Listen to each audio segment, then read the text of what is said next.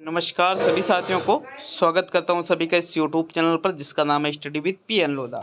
साथियों, राजस्थान की कला व संस्कृति का यहाँ पर आज का जो हमारा टॉपिक है वो है राजस्थान के प्रमुख संत।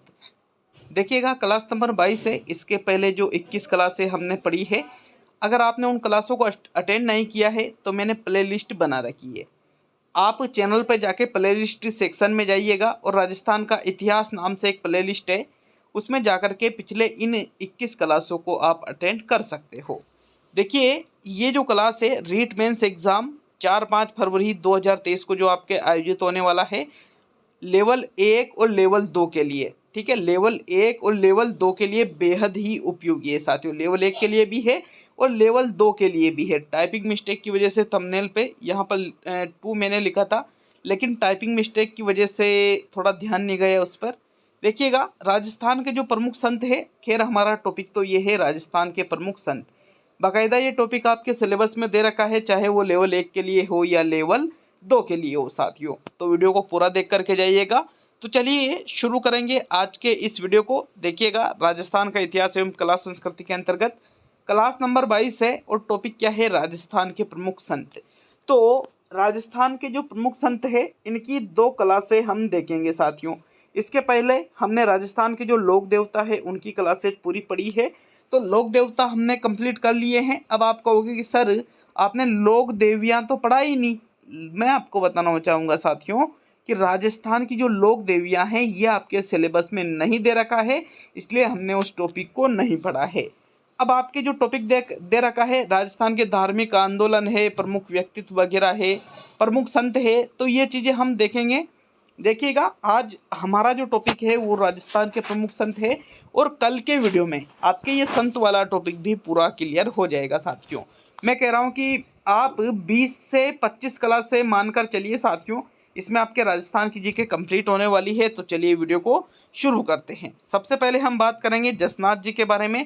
राजस्थान के प्रमुख संतों में सबसे पहले किसके बारे में बात करेंगे साथियों, जसनाथ जी के बारे में।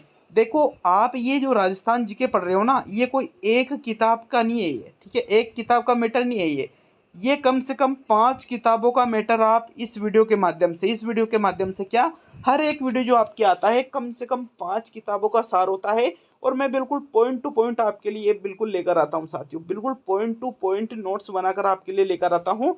और मेरी गारंटी है कि यूँ मान के चलिए, अब मैं आपको एक बात बताऊँ, आपके माइंड में आ रहा है कि सर आप तो एनसीईआरटी आरबीएससी के बिल्कुल अकॉर्डिंग नहीं चल रहे हो।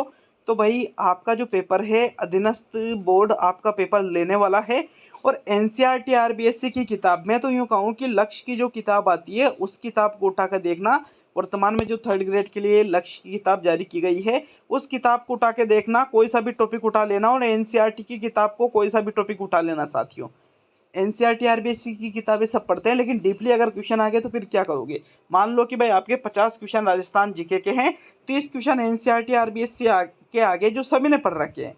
खैर, मैं भी उनको पूरा पढ़ाऊंगा, बिल्कुल कोई दिक्कत वाली बात नहीं है। एनसीईआरटी आरबीएससी में कंप्लीट कराऊंगा आपकी, लेकिन उसके भीतर भी जाना जरूरी है, क्योंकि कम से कम 20 क्वेश्चन भीतर से आपके आने वाले 30 में से, मतलब सीधी सी बात है 40% जो आपका कोर्स है वो बिल्कुल डीपली आपसे पूछा जाएगा साथियों। तो डीपली यहाँ पर आपको मैं पढ़ा रहा हूँ यूट्यूब पर, तो इसी वजह से यहाँ आप बिल्कुल निश्चिंत होकर के पढ़ सकते हो।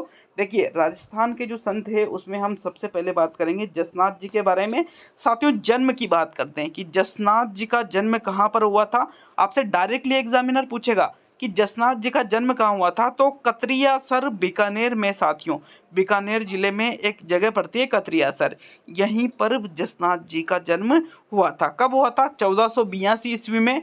अगर विक्रम संवत की बात करें तो देखो, ईस्वी अलग चीज़ है। जैसे वर्तमान में 2022 ईस्वी चल रहा है, ठीक है, वर्तमान में 2022 ईस्वी चल रहा है, लेकिन विक्रम संवत आपके आगे, विक्रम संवत आपके आगे रहता है साथियों। तो इसी प्रकार 1482 ईस्वी में जसनाथ जी का जन्म हुआ था कतरियासर बीकानेर में। और विक्रम संवत की बात करें तो 1539 विक्रम संवत में जसनाथ जी का जन्म हुआ था। इनके जो गुरु थे, जिन्होंने जिनसे इन्होंने दीक्षा ली थी साथियों, दीक्षा का मतलब किससे लिया जाता है, जहाँ पर इन्होंने शिक्षा ग्रहण की थी, तो इनको शिक्षा देने वाले जो गुरुजी थे उनका नाम था गोरखनाथ जी। मतलब जसनाथ जी के गुरुजी का नाम क्या है? गोरखनाथ जी। और इनका जन्म कहाँ हुआ था? कतरियासर बीकानेर में। इंपॉर्टेंट फैक्ट बिल्कुल आपके लिए लेकर आता हूँ। देखिए, इन्होंने जिस स्थान पर तपस्या की थी, तो गोरखमालिया जो बीकानेर में पड़ता है, वहां पर इन्होंने कठिन तप कर ज्ञान की प्राप्त की थी। साथियों, जसनाथ जी ने कहाँ पर तपस्या की थी? गोरखमालिया जो बीकानेर में पड़ता है, यहीं पर इन्होंने कठिन तपस्या की थी और यहीं पर इन्होंने ज्ञान की प्राप्ति की थी। गोरखनाथ जी इनका नाम जसनाथ रखा था भाई। देखो, ऊपर हमने देखा राजस्थान के प्रमुख संतों में क्या नाम देखा हमने? जसनाथ जी। ठीक है, जसनाथ जी हमने इनका नाम देखा साथियों। अब जसनाथ जी ये जो इनका नाम रखा गया था, किनके द्वारा इनका नाम जसनाथ जी रखा गया था? तो जो इनके गुरुजी थे, किनके? जसनाथ जी के जो गुरुजी थे, इनके द्वारा ही ये नाम इनको दिया गया था साथियों। इन्होंने जसनाती संप्रदाय की स्थापना की 1504 ईस्वी में, जिसकी मुख्य पीठ बीकानेर में है। तो आपसे पूछा जा सकता है कि राजस्थान के जो प्रमुख संत हैं, इनमें किनके द्वारा जसनात संप्रदाय की स्थापना की गई? तो ये कोई बड़ी बात नहीं है, क्योंकि जसनात संप्रदाय की स्थापना विकल्प में अगर दे रखा है कि जसनाथ जी ने, तो आप नॉर्मल सी बात है कि भाई आप जसनाथ जी को सही करोगे। तो जसनात संप्रदाय की स्थापना आप जसनाथ जी को सही कर सकते हो, लेकिन ये चीज़ आपको पता होना चाहिए कि जसनाथ जी ने जसनाथ संप्रदाय की स्थापना कब की? 1504 ईस्वी में की साथियों। और इसकी मुख्य पीठ कहाँ पर है? बीकानेर में। समझ रहे हो बात को? इनका जन्म कब हुआ था? 1482 ईस्वी में। जब ये 18 साल के होंगे तो 1500 ईस्वी में आएंगे, और 18 और 4 1504 मतलब ये 22 साल के थे, तभी इन्होंने जसनाती संप्रदाय की स्थापना कर दी थी। अरे 22 साल क्या उम्र होती है? सोच करके देखो, आप अभी पढ़ रहे हो कला सेज को, 22 साल क्या उम्र होती है? बहुत सारे स्टूडेंट हैं जिनकी उम्र 33 साल है। जसनाथ जी ने मात्र 22 साल की उम्र में जसनाती संप्रदाय की स्थापना कर दी थी साथियों। जो ये जसनाती संप्रदाय है, जिसकी स्थापना किसने की थी? जसनाथ जी ने। तो इस संप्रदाय में 36 नियम बताए गए। कितने नियम बताए गए हैं? 36। पूछा जा सकता है आपसे कि जसनाथ जी ने जसनाथ संप्रदाय की स्थापना की थी, जिसमें कुल कितने नियम बताए गए हैं? तो आपका आंसर क्या होगा कि जसनाथ जी ने कुल जसनाथ संप्रदाय में 36 नियम बताए साथियों। इनके जो प्रारंभिक अनुयायी हरोजी और जियोजी, ये नाम है। ठीक है, हरोजी और जियोजी ये व्यक्तियों के नाम है साथियों। प्रारंभिक अनुयायी, जैसे मान लीजिए, मैं आपको एक बात बताता हूँ, कोई भी चीज़ अगर आप शुरू करते हो, तो शुरुआत में हर चीज़ के आपको विरोधी मिलेंगे। हर चीज़ के क्या मिलेंगे आपको? विरोधी। लेकिन कुछ चीज़ें आपके लिए पॉजिटिव भी रहेगी साथियों, आपका समर्थन भी करेगी। तो उसी प्रकार जसनाथ जी जो थे, इनके प्रारंभिक अनुयायी कौन थे? हरोजी और जियोजी। याद रखना है आपको, हरोजी और जियोजी कौन थे? जसनाथ जी के प्रारंभिक अनुयायी थे साथियों। मात्र 24 वर्ष की उम्र में सन 1506 ईस्वी में इन्होंने जीवित ही समाधि ले ली थी। भाई कितनी बड़ी बात है ये, मात्र 24 ईयर्स के थे ये। 24 साल कितने होते हैं साथियों? मात्र 24 वर्ष की उम्र में ही जसनाथ जी ने 1506 ईस्वी में जीवित समाधि ले ली थी भाई, मात्र 24 वर्ष की उम्र में। कहाँ पर इन्होंने समाधि ली थी, ये भी आपसे पूछा जा सकता है। तो जहाँ पर इनका जन्म हुआ था, कतरियासर बीकानेर में, वहीं पर इन्होंने समाधि ली थी साथियों। कब ली थी? 24 वर्ष की उम्र में 1506 ईस्वी में। इनकी जो प्रमुख अनुयायी जो जाति है, तो जाट जाति का नाम आपने सुन रखा होगा। जो जाट जाति है, वो जसनाथ जी की प्रमुख अनुयायी जाति है। एग्जामिनर अगर प्रश्न पूछे कि जसनाथ जी की प्रमुख अनुयायी जाति कौन सी है, तो आपका आंसर क्या रहेगा? जो जाट जाति है, ये जसनाथ जी की प्रमुख अनुयायी जाति है साथियों। लालनाथ जी, चौखननाथ जी लिखा था यहाँ पे। ठीक है, सवाई दास जी आदि इस संप्रदाय के प्रमुख संत हुए हैं। जो जसनाती संप्रदाय है, इसके प्रमुख संतों की बात करें तो जसनाथ जी तो है ही है। जसनाथ जी नाम किसने दिया था? गोरखनाथ जी ने, जो उनके गुरु थे। इनके अलावा लालनाथ जी, चौखननाथ जी, सवाई दास जी, ये प्रमुख संत किस संप्रदाय के हुए हैं? जसनाथ संप्रदाय के हुए हैं। तो पहले संत के बारे में हमने पढ़ा, जसनाथ जी के बारे में, जिन्होंने जसनाथ संप्रदाय की स्थापना की थी साथियों। मोस्ट इंपोर्टेंट क्वेश्चन यहाँ से आपके लिए एग्जाम में बन सकता है। चलिए दूसरे संत की ओर बढ़ते हैं। दूसरा संत जो आपके आता है वो है संत जाम्बो जी, जिसको आप साथियों, तो देखो दूसरे संत जो आपके आते हैं वो है संत जाम्बो जी। जिनको जाम्बेश्वर जी के नाम से भी जाना जाता है। साथियों टाइपिंग मिस्टेक यहाँ पर हुई है, जाम्बोजी को जाम्बेश्वर जी के नाम से भी जाना जाता है। देखिएगा, जाम्बोजी का जो जन्म है या जाम्बेश्वर जी का जो जन्म है साथियों 1451 में हुआ था और 1534 ईस्वी में इनकी मृत्यु हुई थी। तो आप देख सकते हैं 1451 से 1551 में 100 साल के होने वाले थे, लेकिन 34 10 44 10 54 और 54 में से 3 कम किए तो कितने साथियों 3 कम, मतलब सीधी सी बात है लगभग 81 साल के आसपास इन्होंने जीवन जिया है। किन्होंने? संत जाम्बोजी ने। जन्म कब हुआ था? 1451 में। अगर आपसे प्रश्न पूछ ले कि जाम्बोजी का जन्म कब हुआ था तो आपका आंसर क्या रहेगा? 1451 ईस्वी में। जबकि जाम्बोजी की मृत्यु कब हुई थी? 1534 ईस्वी में जाम्बोजी की मृत्यु हुई थी साथियों। अगर हम इनके जन्म की बात करें तो पीपासर गांव जो कि नागौर जिले में पड़ता है, भाद्रपद कृष्ण अष्टमी, जिसको आप साथियों कृष्ण जन्माष्टमी के नाम से भी जानते हैं, इसी दिन संत जाम्बोजी का जन्म हुआ था। तो अगर आपसे प्रश्न पूछे, देखो सबसे इम्पोर्टेंट जो बात आती है, एग्जामिनर प्रश्न आपसे ये पीपासर गांव नागौर पूछेगा। एग्जामिनर आपसे प्रश्न क्या पूछेगा कि संत जाम्बोजी का जन्म कहाँ पर हुआ था, तो आपका आंसर क्या रहेगा? पीपासर गांव नागौर में संत जाम्बोजी का जन्म हुआ था। कब हुआ था? 1451 ईस्वी में। कब? और इस दिन क्या था? भाद्रपद कृष्ण अष्टमी थी साथियों। मृत्यु की बात करें कि संत जाम्बोजी की मृत्यु कब हुई थी साथियों, तो इनकी मृत्यु मुकाम कब हुई थी? क्या कब हुई थी? अगर ये देखें तो 1534 ईस्वी में हुई थी। और कहाँ पर हुई थी? तो मुकाम तालवा जो बीकानेर जिले में ही पड़ता है साथियों। कौन से जिले में पड़ता है? बीकानेर जिले में। भाई जन्म तो नागौर जिले में हुआ, लेकिन मृत्यु कहाँ पर हुई? बीकानेर जिले में हुई। कहाँ पर हुई? बीकानेर जिले में मुकाम तालवा नामक स्थान पर इनकी मृत्यु हुई। ये जो भी चीज़ आप यूट्यूब पे पढ़ रहे हो ना, तो स्टडी विद पीएन लोधा नाम से एप्लीकेशन आपके लिए है साथियों। प्ले स्टोर पर सर्च करिए, मिल जाएगी। कमेंट बॉक्स में देखिए, मिल जाएगा इसका लिंक। अब वहाँ से आप डाउनलोड कर सकते हो। इन सभी चीज़ों की प्रिंट आपको, इन सभी चीज़ों की जो पीडीएफ है आपको application study with PN Lodha channel पर मिलेगी। और जो भी चीज़ आप यहाँ पर पढ़ रहे हो 149 में एग्ज़ाम तक उनकी टेस्ट सीरीज, एग्ज़ाम तक जब तक आपका एग्ज़ाम नहीं हो जाता, मात्र 149 रुपये में उनकी टेस्ट सीरीज साथियों study with PN Lodha application आप पर आपको अवेलेबल हो जाएगी। तो एप्लीकेशन को जरूर डाउनलोड कीजिए, या तो प्ले स्टोर से डाउनलोड कर लीजिए या फिर कमेंट बॉक्स में जाकर के वहाँ से डाउनलोड करके देखो 149 वाला कोर्स जरूर लेकर रहिए साथियों, क्योंकि इस पर रेगुलर आपको 2 टेस्ट और आपके संडे के दिन मैराथन टेस्ट का आयोजन किया जाएगा साथियों। संडे के दिन आपके मैराथन, संडे का दिन मतलब यहाँ पर आपके पास बहुत ही कम समय बच रहा है मित्रों, तो आपके संडे के दिन मैराथन पूरे 150 प्रश्नों का टेस्ट का आयोजन किया जाएगा study with PN Lodha application पर।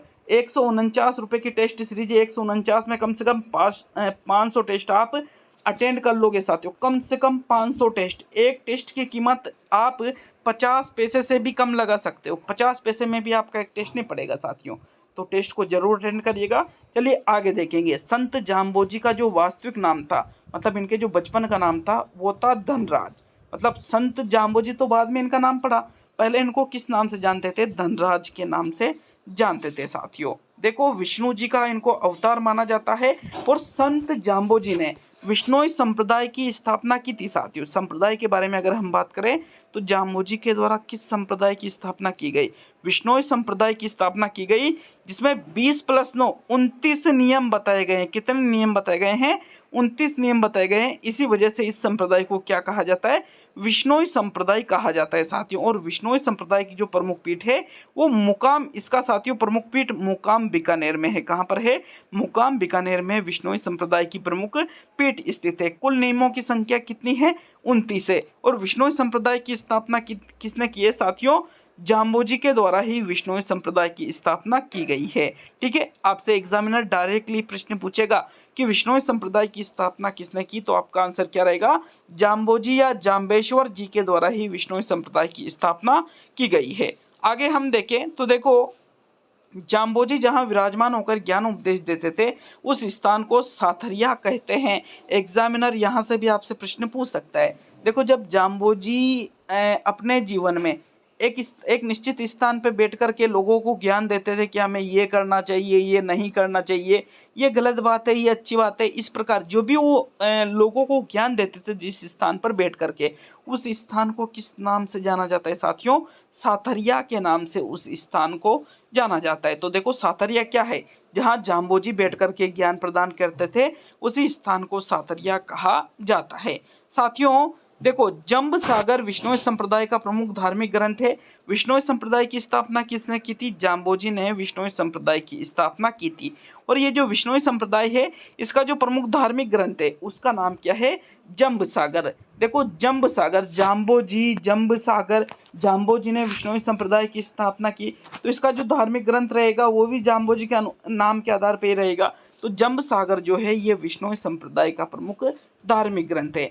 इस साथियों देखो, विष्णोई संप्रदाय में टोटल नियम कितने बताए गए हैं? 29 नियम बताए गए हैं, और इसमें 120 शब्द भी बताए गए हैं। कितने? 120 शब्द और 29 नियम इस जो संप्रदाय है, ये जो विष्णोई संप्रदाय, इसमें बताए गए हैं। और ये जो 29 नियम और 120 शब्द जो संग्रहित है, ये जंब सागर में संग्रहित है साथियों। जंब सागर जो ग्रंथ है, धार्मिक ग्रंथ, किसका है? विष्णोई संप्रदाय का धार्मिक ग्रंथ है। कुल इसमें नियमों की संख्या 29 है और इसमें शब्दों की संख्या कितनी है? 120 है। तो पूछा जा सकता है, जो जाम्बोजी की जो वाणी है, जो मतलब ये जो बोलते थे, इसको शबद वाणी भी कहते हैं, गुरुवाणी भी कहते हैं, देववाणी वेदवाणी भी कहते हैं, और जंबवाणी के नाम से भी इसको जाना जाता है साथियों। जो जंबवाणी या गुरुवाणी या वेदवाणी या शबदवाणी है, इनको साथियों 5वां वेद और 19वां पुराण के नाम से जाना जाता है। एग्जामिनर अगर प्रश्न पूछे कि 5वां वेद या 19वां पुराण कौन सा है, तो जंबवाणी या शबदवाणी, गुरुवाणी या वेदवाणी ही 5वां वेद या 19 पुराण है। देखो आपने देखा होगा, कुल वेदों की संख्या कितनी है? 4 है, और कुल पुराणों की संख्या कितनी? 18 है। तो 5वां वेद किसको कहते हैं? जंबवाणी। और 19वां पुराण किसको कहते हैं साथियों? शबदवाणी या जंबवाणी को ही 19वां पुराण या 5वां वेद के नाम से जाना जाता है। तो दो प्रमुख संतों के बारे में हमने देख लिया साथियों।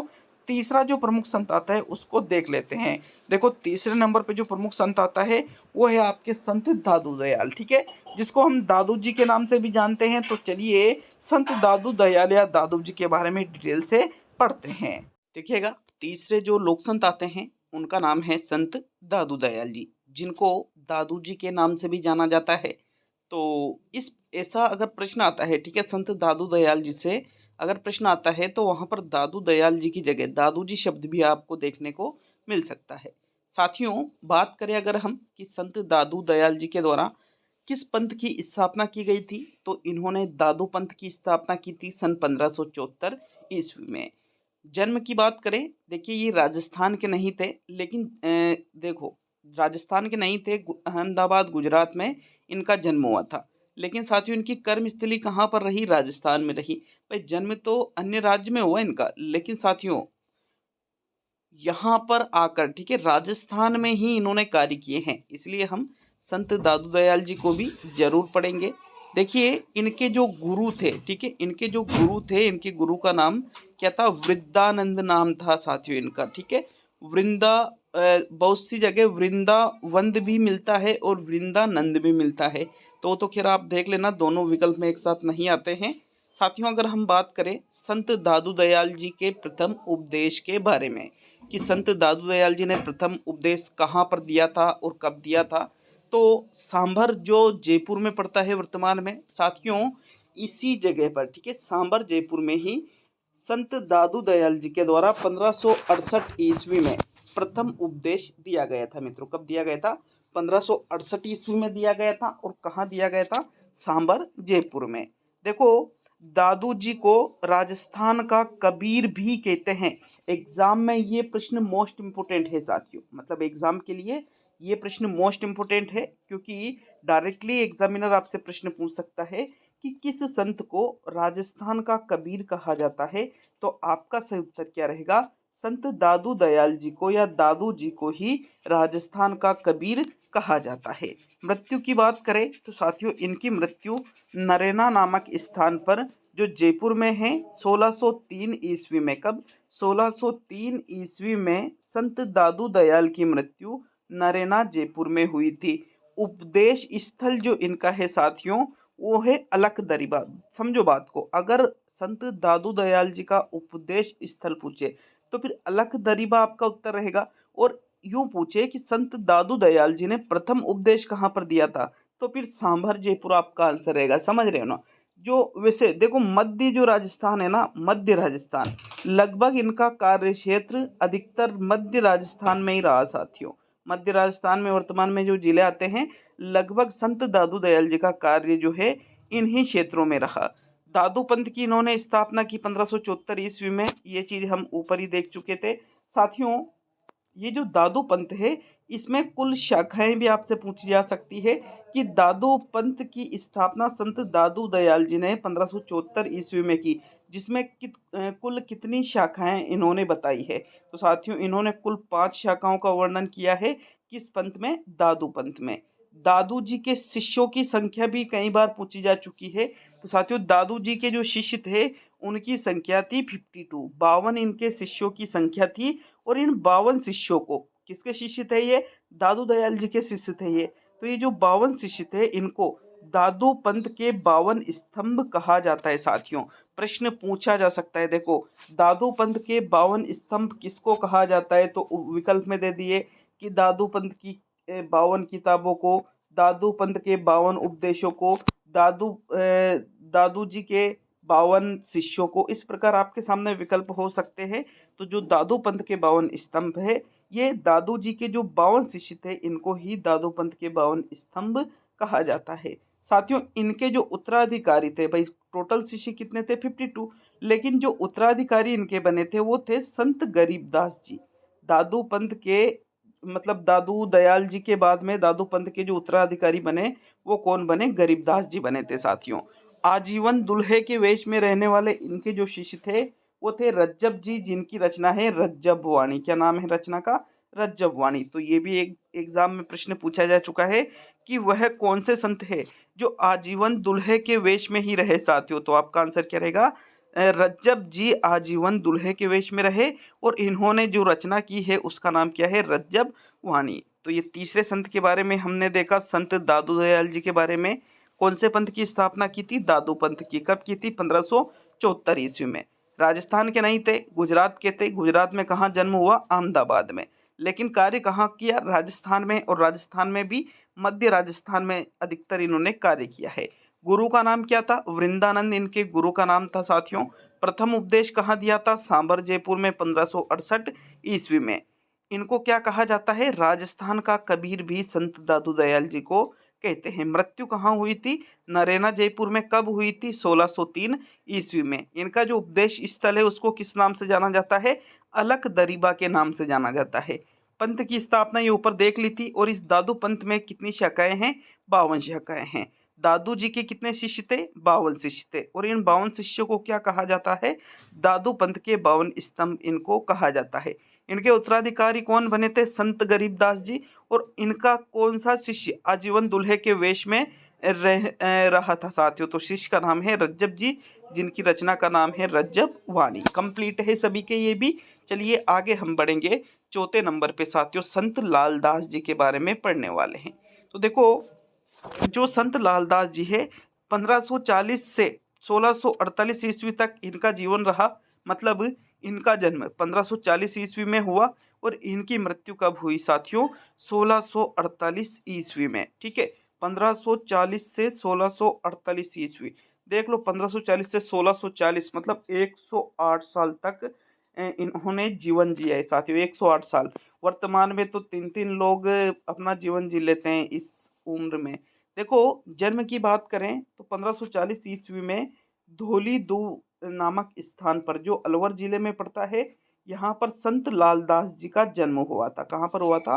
धौली दू अलवर में 1540 ईस्वी में संत लालदास जी का जन्म हुआ। साथियों इनके माता पिता का नाम था चांदमल। देखो माता पिता के नाम तो लगभग नहीं पूछे जाते हैं, इसलिए मैंने ज़्यादा ध्यान भी नहीं दिया, ऊपर भी नहीं लिखे थे हमने साथियों। चांदमल व समता के घर इनका जन्म हुआ था। मतलब इनके पिता थे चांदमल और इनकी माता थी समता। किनकी? संत लालदास जी की माता और पिता की बात की जा रही है यहाँ पर। मृत्यु की बात करें तो 1648 ईस्वी में नगला गांव, जो भरतपुर जिले में पड़ता है। कहाँ पड़ता है नगला गांव? भरतपुर जिले में। यहीं पर संत लालदास जी की मृत्यु हुई थी। साथियों, ये मेव जाति के लकड़हारे थे और इनके गुरु का नाम था गद्दन चिश्ती। ठीक है, संत लालदास जी के गुरु का नाम क्या है? गद्दन चिश्ती। इनकी जो समाधि है साथियों शेरपुर अलवर में स्थित है। जन्म से ये मुस्लिम हैं लेकिन कर्म से ये हिंदू है। मोस्ट इंपोर्टेंट क्वेश्चन ये बनता है आपके कि कौन से संत जन्म से तो मुस्लिम थे लेकिन कर्म से हिंदू। देखो यहाँ पर नाम क्या है? संत लालदास जी। बिल्कुल, ये आपको लग रहा होगा कि ये तो हिंदू धर्म का नाम है, लेकिन साथियों ये हिंदू बाद में, मतलब इनके जो कर्म है, इन्होंने जो कार्य किए हैं वो हिंदू जो संत होते हैं उनकी तरह कार्य किए। हालांकि जन्म से ये कैसे थे? मुस्लिम थे साथियों। इसी वजह से तो इनके गुरु देखो ना आप, गद्दन चिश्ती। नाम से पता चल रहा है ना, तो गुरु भी मुस्लिम ही थे। बाद में फिर ये हिंदू धर्म के अनुसार कार्य करने लगे। समाधि कहाँ है? शेरपुर अलवर में है। और जन्म कहाँ हुआ? धोबीदू अलवर में, मतलब अलवर में इनका कार्य क्षेत्र रहा। साथियों, मेवात क्षेत्र में सर्वाधिक प्रभाव रहा। देखो मेवात क्षेत्र का मतलब अलवर भरतपुर से लिया जाता है। किससे लिया जाता है? अलवर भरतपुर से। अब ये रहने वाले भी कहाँ के थे? अलवर के। और इनकी मृत्यु भी अलवर में हुई। तो अलवर भरतपुर में इनका विशेष प्रभाव रहा था। इन्होंने जिस संप्रदाय की स्थापना की वो है लाल दासी संप्रदाय। कौन सी संप्रदाय की स्थापना की? संत लालदास जी ने लाल दासी संप्रदाय की स्थापना की। तो यही आपसे प्रश्न पूछे जा सकते हैं संत लालदास जी से संबंधित, जिनको हमने देख लिया है। क्या क्या देखा एक बार और रिपीट कर लेते हैं। तो देखो 1540 में जन्म हुआ, 1648 ईस्वी में मृत्यु हुई। जन्म धौलीदू अलवर में हुआ। किनके घर? चांदमल व समता के घर। साथियों, मृत्यु कहाँ हुई? नगला गांव भरतपुर में। मेव जाति के लक्कड़हारे थे और गुरु के नाम क्या था? गद्दन चिश्ती। गुरु के नाम क्या था? इनके गुरु का नाम गद्दन चिश्ती। समाधि कहाँ है इनकी? शेरपुर अलवर में इनकी समाधि स्थित है। जन्म से ही मुस्लिम लेकिन कर्म से हिंदू। मोस्ट इंपोर्टेंट फैक्ट यहीं से बनता है आपके। संत लालदास जी जो है, इनसे सबसे मोस्ट क्वेश्चन क्या बनता है कि कौन से संत जन्म से तो मुस्लिम लेकिन कर्म से हिंदू थे? तो आपका आंसर रहेगा संत लालदास जी। मेवात क्षेत्र में सर्वाधिक प्रभाव इनका रहा और किस संप्रदाय की स्थापना की? लालदासी संप्रदाय की इन्होंने स्थापना की। मित्रों, क्लियर है यहाँ तक सभी के? चलिए पांचवें संत के बारे में पढ़ते हैं। तो पांचवा जो संत है वो है संत चरणदास जी। पांचवें संत का नाम क्या है मित्रों? संत चरणदास जी पांचवें संत का नाम है। 1703 में इनका जन्म हुआ और 1782 ईस्वी में इनकी मृत्यु हुई थी। मतलब एक तरह से इनका जीवन जो है 1703 से 82, तो मतलब 79 साल की अवधि में इनकी मृत्यु हुई थी, जब ये 79 वर्ष के थे। साथियों, इनका जो जन्म है, संत चरणदास जी का जो जन्म है, ये डेहरा नामक स्थान है अलवर जिले में। यहीं पर संत चरणदास जी का जन्म हुआ था। साथियों, माता पिता का नाम था इनका मुरलीधर, तो पिता थे इनके, और कुंजो देवी इनकी माता का नाम था। तो मुरलीधर व कुंजो के घर में संत चरणदास जी का जन्म हुआ था। देखो संत चरणदास जी तो बाद में नाम दिया गया इनको। इनके बचपन का नाम तो क्या था? रणजीत था। तो बचपन का नाम आपसे पूछा जा सकता है एग्जाम में कि संत चरणदास जी के बचपन का नाम क्या था? तो रणजीत। सबसे इंपॉर्टेंट बात बताऊं मैं आपके, संत वगैरह ये जो टॉपिक है ना, राजस्थान के लोक संत, तो इसमें से आपका जो प्रश्न आएगा, प्रश्न क्या आएगा कि कौन सा जो संत है, कौन से संत का जन्म कहाँ पर हुआ? पहली चीज तो कौन से संत का जन्म कहाँ पर हुआ? किस संत ने कौन से संप्रदाय की स्थापना की? उस संप्रदाय में कुछ विशेष नियम बताए गए हैं, उनकी संख्या आपसे पूछी जा सकती है। इनकी मृत्यु कहाँ हुई और समाधि स्थल कहाँ है? तो ये मोस्ट इंपोर्टेंट क्वेश्चन बनते हैं साथियों इन टॉपिक से, तो आपको जरूर ये चीजें याद रखनी है। इनके गुरु का नाम भी आपसे एग्जामिनर पूछ सकता है। तो साथियों, संत चरणदास जी के गुरु का नाम था शुकदेव। क्या नाम था? शुकदेव संत चरणदास जी के गुरु जी थे, जिनसे इन्होंने दीक्षा ली थी। देखो, इन्होंने जिस पंथ की स्थापना की संत चरणदास जी ने, उस पंथ का नाम है चरणदासी पंथ। कौन सा पंथ है? चरणदास जी है, तो पंथ का नाम भी क्या रखा गया? चरणदासी पंथ। साथियों, इस चरणदासी पंथ में इन्होंने कुल 42 नियम बताए हैं। कितने नियम बताए हैं चरणदासी पंथ में? 42 नियम। तो पूछा जा सकता है कि संत चरणदास जी ने अपने चरणदासी पंथ में कुल कितने नियम बताए हैं? तो साथियों, कुल 42 नियम बताए हैं। इन्होंने नादिर शाह के भारत आक्रमण की भविष्यवाणी की थी 1739 ईस्वी में। देखो, चरणदास जी ने पहले ही ये बता दिया था कि भाई नादिर शाह भारत पर आक्रमण करेगा। 1739 ईस्वी में इन्होंने भविष्यवाणी की थी और वो भविष्यवाणी बिल्कुल सत्य हुई थी साथियों। ये जो संत चरणदास जी है पीले वस्त्र पहनते थे और इनकी जो प्रमुख रचनाएं हैं ब्रह्मा ज्ञान सागर, ब्रह्मा चरित्र, भक्ति सागर, ज्ञान स्वरोदय, मुख्य रूप से ये चार रचनाएं संत चरणदास जी की है। चरणदास जी के शिष्यों की संख्या भी 52 ही थी। ऊपर भी हमने 52 शिष्य पढ़े थे साथियों और यहाँ पर भी शिष्यों की संख्या 52 थी। मोस्ट इंपोर्टेंट चीज जो बनती है, चरणदासी जो पंथ है इसकी स्थापना चरणदास जी ने की, जिसमें नियम बताए 42 और चरणदास जी के जो शिष्य थे इनकी संख्या है 52। तो इनमें कंफ्यूज नहीं होना है, शिष्यों की संख्या 52 है और नियम कितने बनाए हैं, 42 बनाए हैं साथियों। तो ये आपके पांचवें लोक संत के बारे में पढ़ा जो कि है आपके संत चरणदास जी। जन्म डेहरा अलवर में हुआ 1703 में, मृत्यु 1782 ईस्वी में हुई। बचपन का नाम रणजीत था, गुरु का नाम सुखदेव था। पंथ कौन सा, चरणदास जी है तो चरणदासी पंथ की स्थापना की। कितने नियम बताए, 42 बताए। नादिर शाह के भारत आक्रमण की भविष्यवाणी किसने की थी, संत चरणदास जी ने। कब की थी, 1739 ईस्वी में। किस कलर के ये, किस रंग के ये वस्त्र पहनते थे, पीले वस्त्र पहनते थे। रचना कौन कौन सी है, ब्रह्मा ज्ञान सागर, ब्रह्मा चरित्र, भक्ति सागर, ज्ञान स्वरोदय। और कुल शिष्यों की संख्या कितनी थी, 52। यहाँ पर इनके कुल शिष्यों की संख्या थी।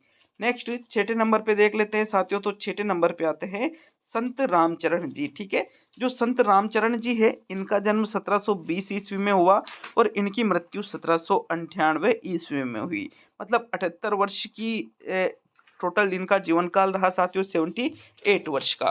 देखो ये सारी पीडीएफ आपको स्टडी विद पीएन लोधा जो एप्लीकेशन है वहाँ पर मिल जाएगी मित्रों। और ये जो भी चीज़ें आप पढ़ रहे हो ना, कला संस्कृति की, इतिहास की, भूगोल की या अन्य कोई भी सब्जेक्ट की, इन सभी के टॉपिक वाइज टेस्ट आपको कहाँ पर मिलेंगे, एप्लीकेशन पर मिल जाएंगे। और ऐप का लिंक मैंने कमेंट बॉक्स में भी दे रखा है और आप प्ले स्टोर पे जाकर भी ऐप को सर्च कर सकते हो। इन सभी चीज़ों के टेस्ट आपको 149 में साथियों मिलते हैं, लेवल 1 के लिए भी और लेवल 2 के लिए भी।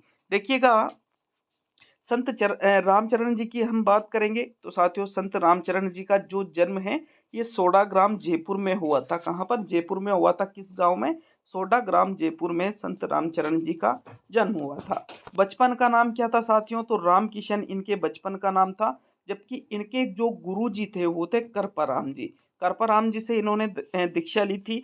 देखो संत रामचरण जी ने, तो साथियों संत रामचरण जी ने जो संप्रदाय है राम स्नेही संप्रदाय, इस संप्रदाय की स्थापना की संत रामचरण जी ने। और इनकी राजस्थान में 4 पीठें हैं। किनकी, राम स्नेही संप्रदाय की राजस्थान में कितनी पीठें हैं, 4 पीठें हैं। और राम स्नेही संप्रदाय की स्थापना किसने की, संत रामचरण जी ने की साथियों। बचपन का नाम क्या था, राम किशन। और जब बाद में इनको जिस संत के नाम से जाना गया वो क्या था, रामचरण जी।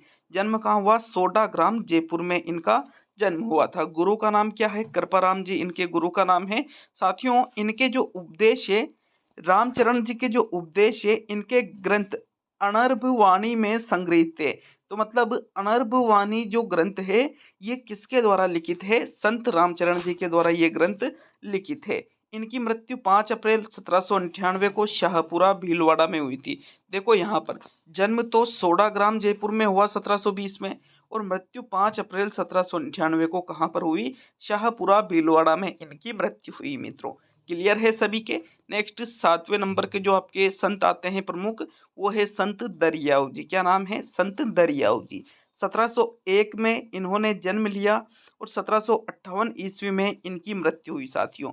मतलब टोटल इनका जीवन काल कितने रहा, 57 वर्ष का इनका जीवन काल रहा। देखो संत दरियाऊ जी का जो जन्म है जेतारण, हम सभी जानते हैं जेतारण कहाँ पर पड़ता है, पाली में पड़ता है। तो संत दरियाऊ जी का जन्म जेतारण पाली में हुआ। माता पिता का नाम क्या था, गीगाबाई और भांजी दुनिया। ठीक है, भांजी दुनिया इनके पिताजी थे और गीगाबाई इनकी माता जी थी साथियों।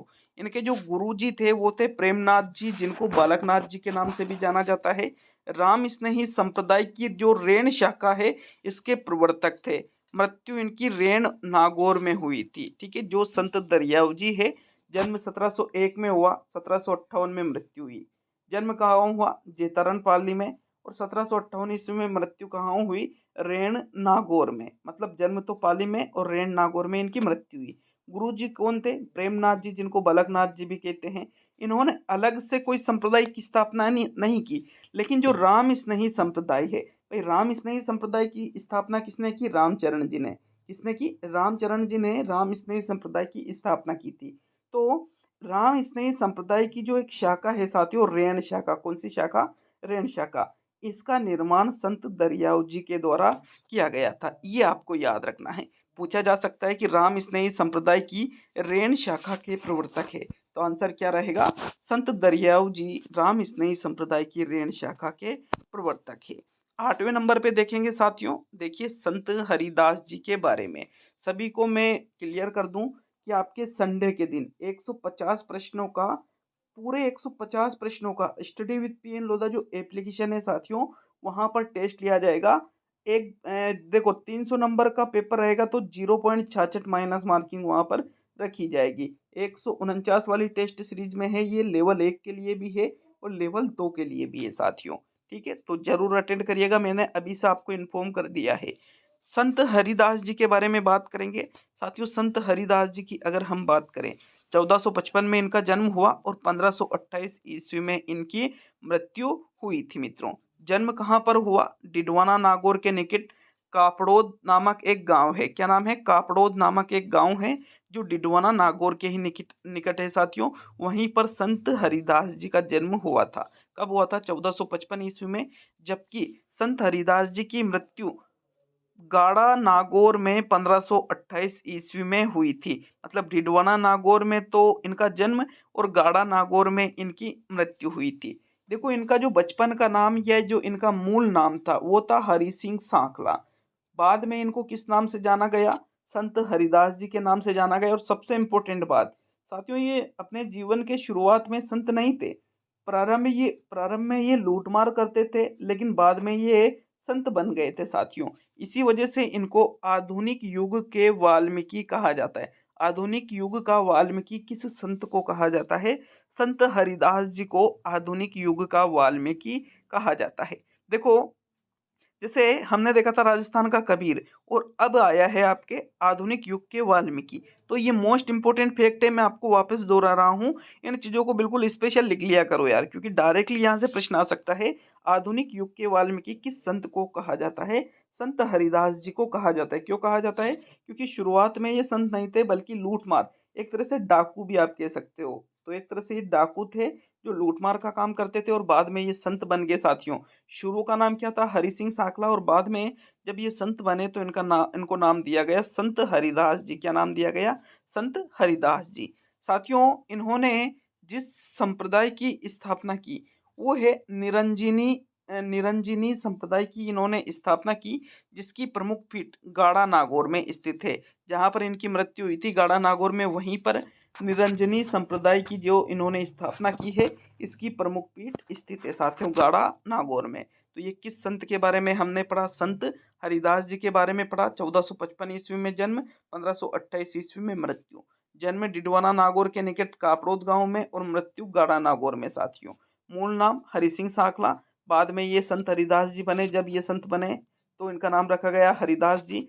शुरुआत में लूटमार करते थे, बाद में संत बने, इसी वजह से आधुनिक युग के वाल्मीकि इनको कहते हैं। कौन से संप्रदाय की स्थापना की? तो निरंजनी संप्रदाय की स्थापना की, जिसकी प्रमुख पीठ गाड़ा नागौर में स्थित है, जहां पर इनकी मृत्यु हुई थी। क्लियर है सभी के यहाँ तक? चलिए आगे बढ़ते हैं। 9वें नंबर पे है हरिराम दास जी। साथियों हरिराम दास जी की बात करें तो जन्म व मृत्यु सिंगतल बीकानेर में ही इनका जन्म हुआ और सिंगतल बीकानेर में ही इनकी मृत्यु हुई थी। साथियों राम स्नेही संप्रदाय से दीक्षा लेकर सिंगतल शाखा इन्होंने स्थापित की, जिसकी प्रमुख रचना है निशानी। ठीक है, हरिराम दास जी की प्रमुख रचना कौन सी है? निशानी इनकी प्रमुख रचना है। हरिराम दास जी से जो संबंधित प्रश्न आपसे पूछ सकते हैं वो है कि हरिराम दास जी का जन्म कहाँ हुआ? तो सिंगतल बीकानेर में। हरिराम दास जी की मृत्यु कहाँ हुई? तो भी आपका आंसर रहेगा सिंगतल बीकानेर में। राम स्नेही संप्रदाय से इन्होंने दीक्षा ली और सिंगतल शाखा की इन्होंने स्थापना की। साथियों ये कौन से संत है आपके? हरिराम दास जी है।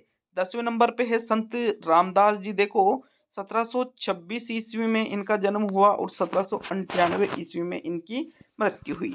जन्म इनका भीकम कोरगांव जोधपुर में हुआ, जबकि इनकी मृत्यु खेड़ापा में हुई। खेड़ापा भी कहाँ पर पड़ता है? जोधपुर में ही पड़ता है। खेड़ापा कहाँ पर पड़ता है? जोधपुर में ही पड़ता है, मतलब जोधपुर में। भीकम कोरगांव में तो इनकी, जोधपुर में तो इनका जन्म, और खेड़ापा जोधपुर में इनकी मृत्यु हुई 1798 ईस्वी में। राम स्नेही संप्रदाय की सिंगथल शाखा के श्री हरिराम दास जी महाराज से दीक्षा लेकर इस संप्रदाय की खेड़ापा शाखा स्थापित की, जिसकी प्रधान पीठ खेड़ापा जोधपुर है। साथियों देखो, 9वें नंबर पे हमने किस संत को देखा? हरिराम दास जी। मतलब ये जो 9वें नंबर पे हरिराम दास जी है, इनके ही शिष्य कौन थे? संत रामदास जी। क्योंकि राम स्नेही संप्रदाय की सिंगतल शाखा किसने स्थापित की थी? हरिराम दास जी ने।